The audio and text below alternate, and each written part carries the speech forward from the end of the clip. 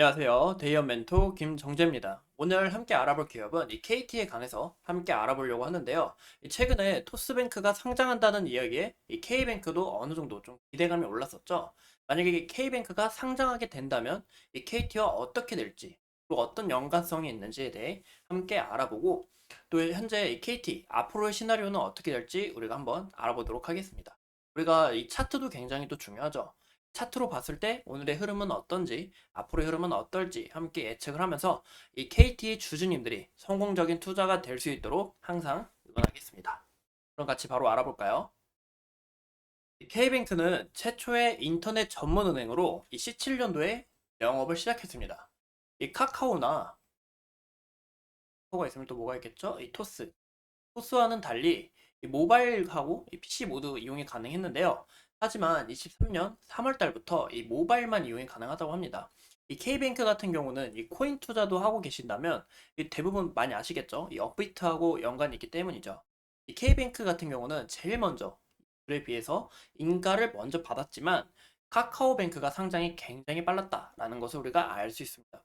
이 카카오 같은 경우는 이 친숙한 이미지도 있고 또 사람들이 많이 선호하고 당시에는 그런 기업이었기 때문에 이 카카오뱅크 상장이 좀 빨랐지 않았을까라고 보이고 있는데요. K뱅크와 토스뱅크는 현재 비상장한 상태이고 두 기업 모두가 올해를 목표로 상장을 재추진한다고 합니다. 그로 인해서 우리 K뱅크 관련해서 좀 봐야 될 것 같은데요. 왜 이 KT랑 연관이 있냐? 바로 K뱅크의 지분율 이 33%를 차지하고 있는 게 바로 최대주주 BC카드입니다. 근데 BC카드의 모기업이 어떤 기업이죠? 바로 이 KT이기 때문이죠. 그래서 KT 계열의 은행이다 라고 보시면 되는데요. 만약에 상장을 추진하고 상장을 하게 될 시 이 KT가 좀 수혜를 받을 가능성이 어느 정도 높다라는 것을 우리가 이런 부분에서 기대를 해봐도 좋지 않을까 이야기를 드리고 싶습니다. 확실히 만약에 KT에 상장이 돼요. K뱅크가 상장이 돼요. K뱅크가 상장이 된다면 이 KT가 어떤 기대감으로 주가가 올랐죠? 맞죠. 이 바로 이 배당에 대한 기대감이죠.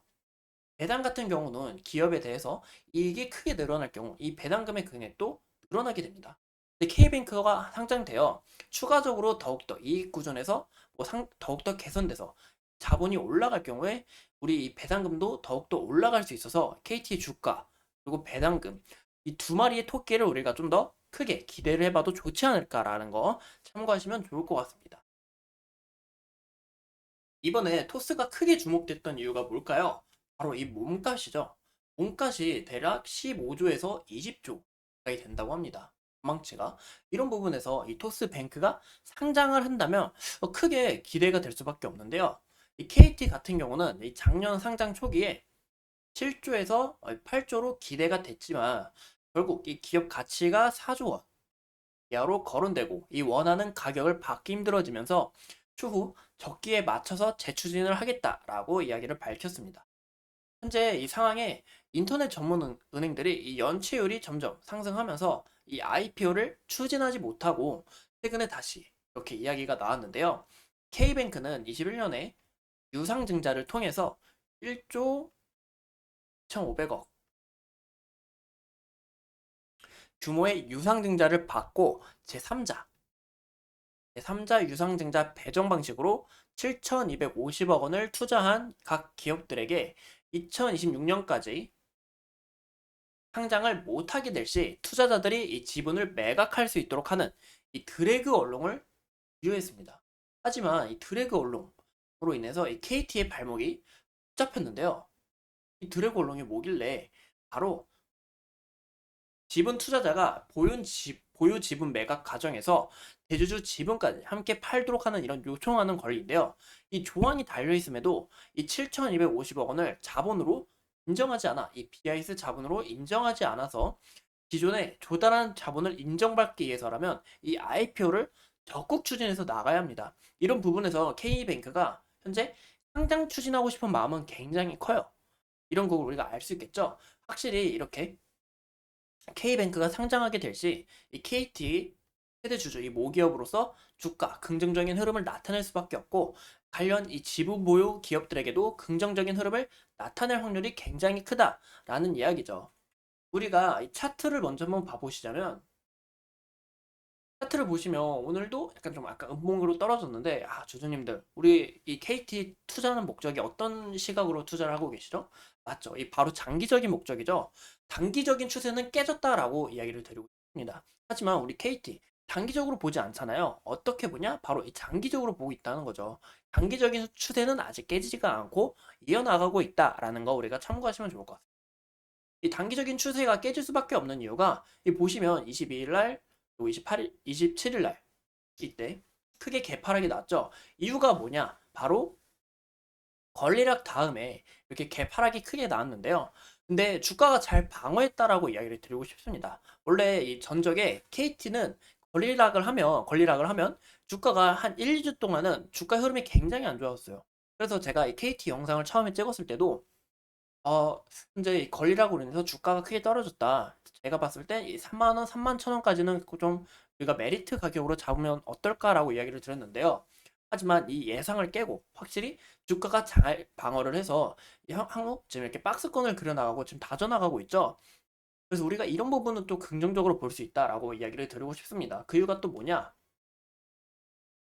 현재 이 코스피 지수인데요. 이 코스피 KT는 이 코스피에 포함된 기업이잖아요. 보시면 200일선 죄송합니다.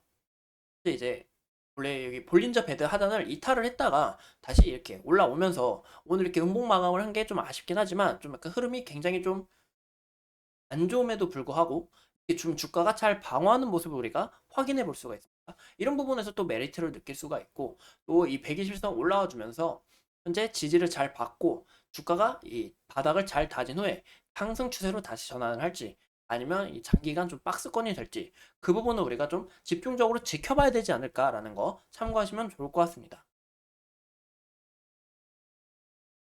확실히 이 33,000원까지는 우리가 좀 지지 라인으로 잡고 1차 지지 라인으로 잡고 만약에 33,000원 이탈을 해요. 그리고 121선도 이탈을 해요.